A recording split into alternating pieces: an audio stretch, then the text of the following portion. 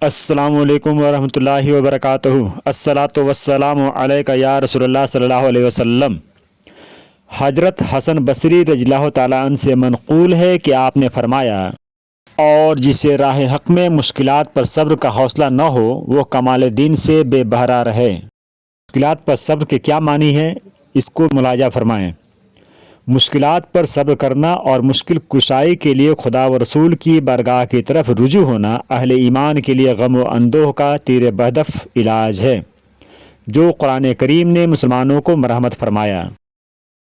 چنانچہ ارشاد فرمایا، استعینوا بالصبر والصلاۃ،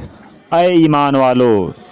صبر اور نماز سے مدد چاہو، یعنی ہجوم مشکلات کے وقت بھی مشکل کشائے حقیقی اللہ تبارک و تعالیٰ سے تعلق برابر جوڑے رہو، اسی پر بھروسہ کرو،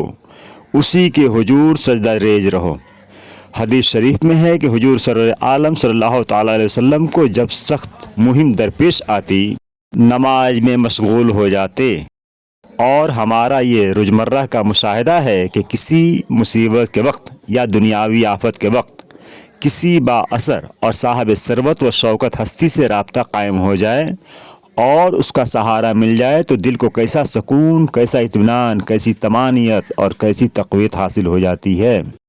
پھر جب دل کا ربط حقیقی مددگار و محافظ حقیقی سے قائم ہو جائے تو انسان کی تسکین کی خاطر و تقویت قلب کا کیا پوچھنا۔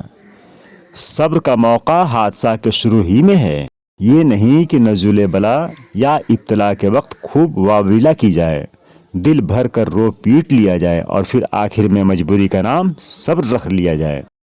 ہاں، ایسے اوقات میں امر طبعی و فطرت بشری کے آثار کا نمایاں ہو جانا یہ اور بات ہے، مثلاً بھوک کے وقت نڈھال ہو جانا، درد کی تکلیف سے بے ساختہ کراہ اٹھنا، آہ کا نکل جانا، کسی عزیز و قریب کی موت پر صرف آنسوؤں سے رو لینا، رنج کے وقت آہ سرد بھرنا،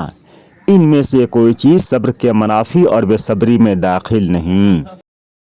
ویڈیو کو لائک اور شیئر کر کے ہمارے چینل ریا اسلامک آفیشیل کو سبسکرائب کریں کہ آپ کا ہر لائک و شیئر اور کامنٹ ہمیں موٹیویٹ کرتا ہے۔